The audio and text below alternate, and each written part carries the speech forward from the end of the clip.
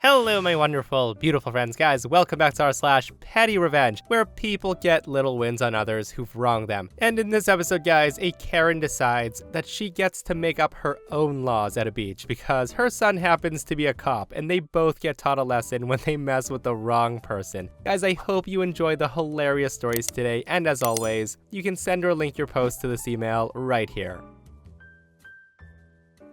So I rented a duplex in my early 20s. My neighbor was a wannabe gangster type, and he made the mistake of breaking into my vehicle one night. I had a small SUV with a removable soft top, so my neighbor figured it would be easy pickings to just peel back the top and help himself to my stereo, amplifier, CDs, and some other miscellaneous stuff. I discovered the break-in early in the morning after it occurred. Now, I knew for certain who the culprit was. We were not in a heavily populated area, and my neighbor was well known for thievery. I waited around for him to leave his place, and when the opportunity arose, I went around the back of his house and looked through the bedroom window to find that sure enough, my stuff was sitting right on the floor in there. I instinctively tried the window, and as luck would have it, it lifted right up, and I'm thinking, bingo. So with that, I hopped through and quickly surveyed the items laying around. It occurred to me that I could get some excellent revenge here if I played it right. So rather than just recoup my stuff and wind up in a fight over it, I borrowed a marker and proceeded to write my name on all of my stuff,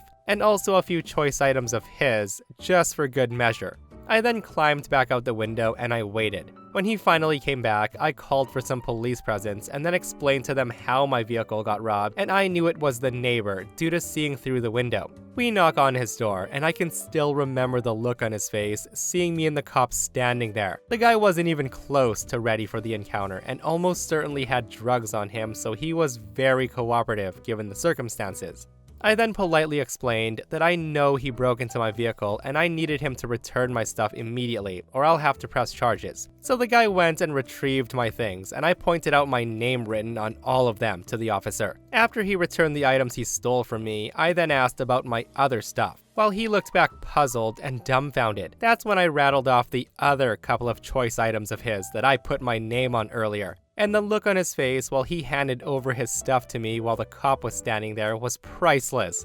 Guys, when the story was first shared to me, it had me laughing so hard. Like, I was expecting the cops to get called and OP to get their stuff back, but to write their name on some of his stuff, holy, that was freaking brilliant. Like, I'm just trying to picture the guy's face when he realized he lost badly that day when OP's name was on some of his stuff.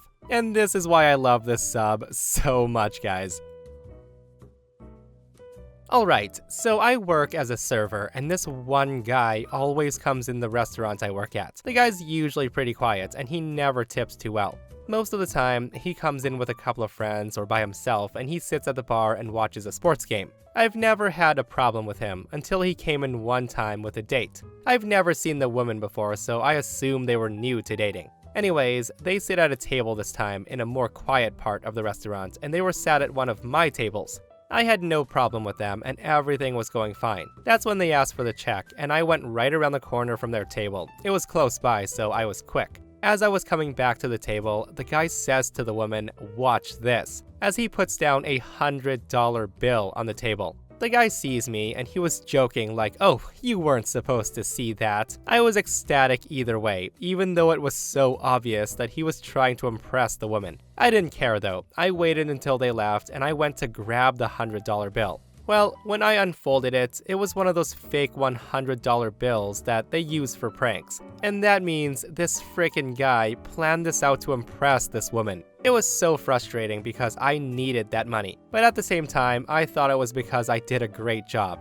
Either the woman was in on it or he decided to be a jerk in two different ways. I told my manager and he's like, "Wow, that's ridiculous." So I decided to hold on to it because I knew the day would come when I could get back at this guy. And I did. 2 weeks later, my manager recognizes the guy, and while I was working at the time, I was in a different side of the restaurant, which was already full. My manager found me and asked if I wanted that customer's table as well, and told me he was with the woman from last time. My manager asked me because I often joked with him about throwing the fake 100 back on the table in front of the woman if he ever came back, to embarrass him. So with that, I thought to myself, yeah, I may be busy already, but sure, what's one more table?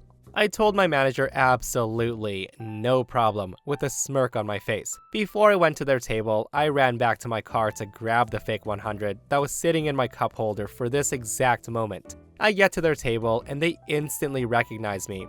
The woman did seem normal, but the guy looked like he was nervous. I pretended nothing happened all the way until I got their check.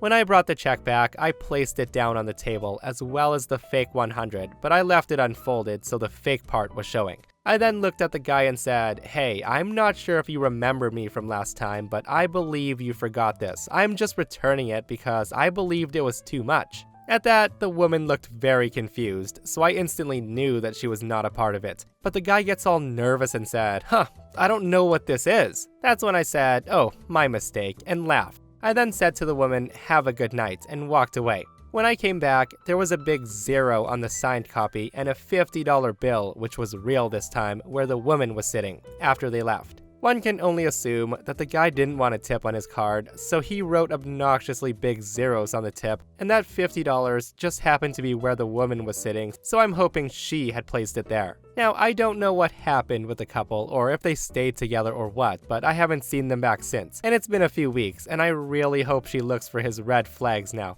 Guys, I am so glad that OP got a chance to get back at that scummy guy, because what a piece of crap move that was. And I hope the woman he was with realized that she's with a guy like that. And I also want to add props to the manager for letting OP do that. And this person shares their bad tipping experience and says, "As someone who's been in the industry for 2 decades, I love this. I had a party once that tipped me in pennies spread across the table when they left.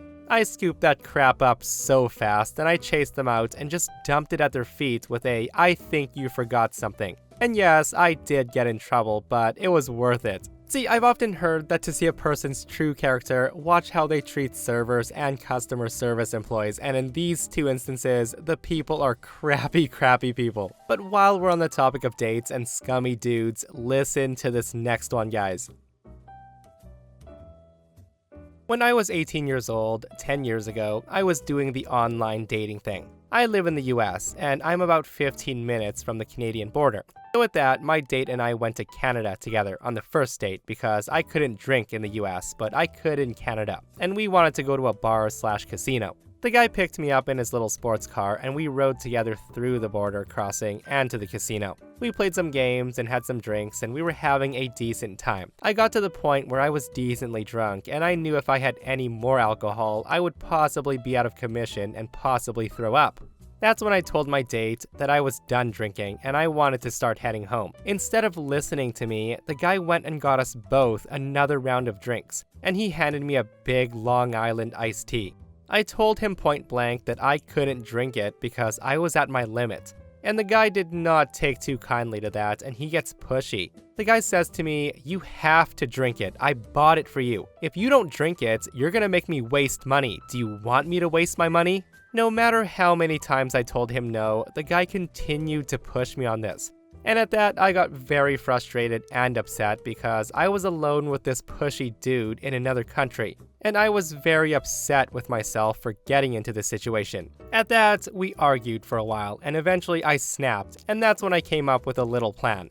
The guy agreed to take me home after I finished the drink. So I took the drink from him and I chugged it, knowing full well how this was going to end. We then got into his car and he started for the border. Now it's very important to note that this guy was very proud of his car. The guy spent the whole drive to the border telling me about all the features and how the interior was this type of leather, etc., and how much he loved it. Meanwhile, I spent the whole drive ignoring him and focusing on keeping my sick stomach under control. My goal was to make it through the border crossing at least, which was proving pretty difficult. We did eventually make it through the border crossing, and as soon as we made it back to the US, I turned in my seat, looked him straight in the eyes and told him, "I didn't appreciate how you forced alcohol down my throat after I repeatedly told you no. I know my limits and you ignored and disrespected me. I said I couldn't drink more for a reason." Then, while maintaining direct eye contact with him, I started vomiting in his car. I knew this was coming and specifically oriented myself to cause as much damage as possible. I threw up on the seat, the floor, the dash, everything. The guy was freaking out and I just started crying and telling him that this was all his fault. and that he could either take me home or let me out of the car right now, but I will call the police if he doesn't proceed with one of those two options. The guy chose to drop me off at home, and I never saw him again. Guys, I can't say the guy didn't deserve it, right? Like, we all know what his plan was, that sneaky son of a gun. And good thing OP had a plan herself, which was freaking amazing, to be honest. Like, maintaining eye contact while vomiting is a grade A power move, guys. Like, I'm just trying to imagine what that even looks like, and in my head, vomiting while maintaining eye contact is the funniest thing ever. With that said, I'm glad to hear that OP made it home safe and sound, guys, and hopefully the guy learned a lesson about forcing drinks on a girl at a bar. I used to work as a detective for a local police department. I'm retired now, and this occurred when I still was employed there. In my life, I've always made every attempt to stay on the right side of the law, as I consider hypocrisy one of the worst traits for an officer of the law to have. I owned a nice ski boat, and in my spare time, I enjoyed taking my family to the local public lake to use the boat and tube, water ski, swim, etc. My kids were ages 12 and 13 at the time, and they really got a kick out of this. They wanted to go nearly every day off I had, all summer long. One day, we were at the lake, and after a few hours, my daughter mentioned that she needed to use the bathroom. The lake also had a public swimming beach that had public restrooms, and we would often take bathroom breaks there. We would pull up to shore well away from the marked swimming area, and we would disembark to use the facilities. So one day, as we pulled up, I noticed a lady on a lounge chair. The woman was sunbathing on shore near where we pulled the boat up. I stayed about 50 feet away from her, still about 250 feet away from the swimming area, as I slowly maneuvered the boat towards the shore. As I got close, the woman stands up and she glares at me, while my kids whispered to me that they knew her as a mean lunch lady from their previous elementary school. As I brought the boat up to shore, this woman starts yelling very loudly that I was breaking the law. So I smiled, and as friendly as I could, I said, "Really? What law am I breaking?"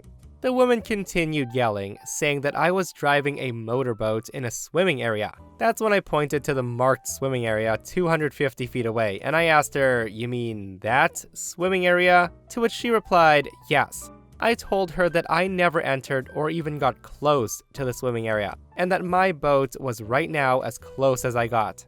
She then screams at me and says that the law prohibits boats from pulling up to any shore. And I'm thinking to myself, well, how do you get in or out of a boat? You swim? And at this point, she's calling her son, the deputy, who's gonna get me in trouble. Now, I was starting to enjoy this a little because I thought for sure that her son, the deputy, would tell his mom that she couldn't stop me from pulling my boat to shore. I stood nearby as she calls someone, assuming her son, on her cell phone. She then reads the person on the phone my boat haul number. It's like a license plate for boats. She then says, with a smirk on her face, "My son is going to order you from the lake right now." And what happens next really shocked me. This woman then calls me by my full name. She then hands me the phone. Now, I should say this. What's just happened is a very, very clear violation of the law. In my state, it's known as an LEIN violation, Law Enforcement Information Network violation, and police officers/deputies are often charged with this crime. I read about it several times a year. If an officer uses his police computer to divulge personal information, like say for example, a deputy tells his mom the name of the registered owner of a boat that she's having a disagreement with, that's a crime. No ifs, ands, or buts. Every cop knows this. So as I take the phone, I immediately say, "Who's this?" And I hear, "This is Deputy so-and-so of the county sheriff's office," and That's when I immediately interrupt him and say, "Deputy, do you know what an LEIN violation is?" And that's when I get several seconds of silence. I then go on and say, "Deputy so-and-so," using his real name of course, "are you still there?" He says, "Yes." So I again say, "Deputy so-and-so, let me ask you again, do you know what an LEIN violation is?" At that, he stammers out a reply about boat haul numbers and public records or something. And I tell him, "Nope, that's not what an LEIN violation is." And since you don't know, do I need to remind your supervisor what an LEIN violation is? Again, silence. I then said, "Tell you what, I'm gonna hand this phone back to your mother. And then you're gonna tell your mother to leave this beach right now and we can forget this ever happened. Understood?" There is a long silence, and I repeat myself and say, "Understood?" The guy does a long exhale and says, "Yeah, okay." I then hand the phone back to his mother, and she whispers into the phone for a few seconds, and then angrily snaps her phone shut. Without making eye contact, she picks up her stuff and she's gone. I did think about reporting him anyway, but technically I was the victim, yet I wasn't feeling victimized at all, so I let it go. The only one other time that I did see the lady at the beach again and she saw me, she again immediately packed up her stuff and left. Ain't that something, guys? My son is a deputy, so I can do whatever I want. Like the entitlement of this woman. And you really have to wonder, how many times has she pulled this stupid stunt before OP came along and shut that down real quick? So I came across this sub today, and I thought I have the perfect story to add. I was getting divorced in the early 90s, and my ex was pissed I was divorcing him. I owned the house prior to the marriage, so he moved out, but he broke back in and he tore up all kinds of things in my house. The guy also destroyed my jewelry, my clothes, and I couldn't prove it, but of course it was all him. When we went to divorce court, he gave a judge a 2-page list of things that he supposedly brought to the house with him prior to marriage that I refused to return. It was some handwritten list that he clearly made up. My attorney showed me the list, and it was stuff that he never owned in the first place. The guy totally wanted me thrown in jail for contempt of court. My alternative way was to pay like $2,000, and I wasn't about to do that. I opted for jail, but my friends kept telling me to just pay it. I refused. 2 days before I was to appear in court, a girlfriend of mine asked if she could see the list, and I'm thinking, sure. She then noted that things he listed didn't give much of a description. For example, he says there's a gun, but he didn't say what kind of gun. He also said there was a computer, but he didn't say what kind of computer, and so on. Her point was that if I went around and bought everything on the list, it would probably cost me about $200, and that was worth staying out of jail. I then agreed, knowing it would be worth him being livid that his plan didn't work.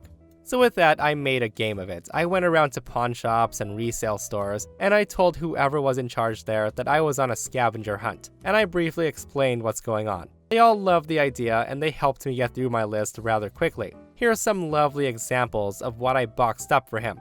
When he listed a gun, I got him an old rusty cap gun. A screwdriver set, I found some old and rusty set. He listed clothing, so I went to Goodwill and got him some horrid stuff. The statue he said he owned, I made one myself from clay. Camping gear, I found an old pan, matches, and a tiny tarp. And one of my favorites that I remember was he said he had a Monopoly game. So I sent him a Goodwill find without any pieces, just the board. I wish I could remember everything we got. It was so much fun. When we got home, we had to videotape boxing them all up and going through all the items one by one. My attorney told the judge that I had found these things in the attic and I had never seen them before, so sorry. The judge told my attorney to simply drop the box off at his attorney's office and the divorce was final. My only regret is not being able to see his face when he opened up that box of garbage. And there was nothing he could say because he made all that stuff up in the first place. It's been 30 years and I still get joy thinking about it. Now that was very well played, OP.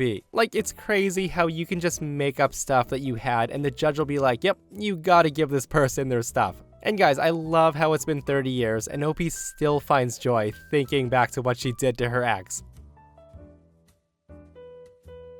Okay, so I know this won't sound much like revenge, but it was oh so sweet, let me tell you. Back in high school, I struggled hard. School was a difficult time for me, and I had a lot of anxiety and a hard time focusing. I attended all my classes, and I was always doing very well on assignments, but I had trouble completing them. My guidance counselor was the same all through high school, and every year would start with a meeting with her. And I would explain that I needed more help because I was struggling to focus. She brushed me off every time, stating that I wasn't trying hard enough because I had no excuse. Yeah, it was awful. At the end of high school, we had our meeting about what colleges, universities, or trade schools to apply to. I told her I was interested in psychology and would like to be a counselor or to teach psychology. And at that, the woman scoffed. She literally scoffed at me and said, and I quote, please do not apply to university. It would be a huge disappointment for you. You are not university material, and you may be better with a community college or even a certificate in administration.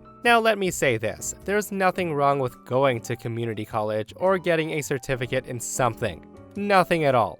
But this woman's words would haunt me my whole life. I wanted to pursue something I was very interested in, and she essentially told me that I wasn't smart enough or capable to do it. Fast forward to my late 20s, I worked a small variety of jobs here and there, and I became depressed. I finally decided that one day, F it, I'm applying for university. Well, I got in, and I graduated with honors. So I went to teacher's college for another bachelor degree. Again, I graduated with honors, and about 5 years ago, I finished my master's in behavioral psychology. 2 years ago, my stepdad died, and who's at the visitation? My old guidance counselor. The woman came right over, and she started talking to me immediately like she knew me, like we were old friends. That's when I cut her off and said, "I'm so sorry, you must be confusing me with someone else." The woman looked absolutely shocked and said, "I was your guidance counselor for 4 years. At that, I just shook my head, and I gave her the best blank look I could give, and then I shrugged and said, "Sorry, I honestly don't remember you." When I left, she looked a bit confused and disappointed. I think she had hoped for me to have all these good memories of her and how helpful she was to me as a teen. But no, I wanted her to feel that she was nothing to me. She had zero effect. Even though she did affect me, I wasn't letting her know that. I felt pretty good about that. Guys, they say the best revenge is success, and I love how OP had enough one day and went to pursue their passion and absolutely killed it. Like, it really goes to show that if you really try hard and put the effort into something, you can really make it happen. Like, it just comes down to how much you want it and what you're willing to sacrifice. Like, I don't know OP, but man, I am so happy for them. I just love reading stuff like this, guys, like how someone takes their life and their situation, turns it around, and completely kicks ass in life. And that, my friends, is r/PettyRevenge. Guys, I hope you enjoyed today's stories. I hope you had a few good laughs, and if you're not subscribed, subscribe so you don't miss these crazy stories. And if you missed the last episode on the channel, it's an r/I-don't-work-here-lady, where a psycho Karen gets her husband to kick OP's butt when he refuses to serve her. It's ridiculous. Go check it out if you haven't. And myself and Stevie Boy will see you guys in the next one. We love you.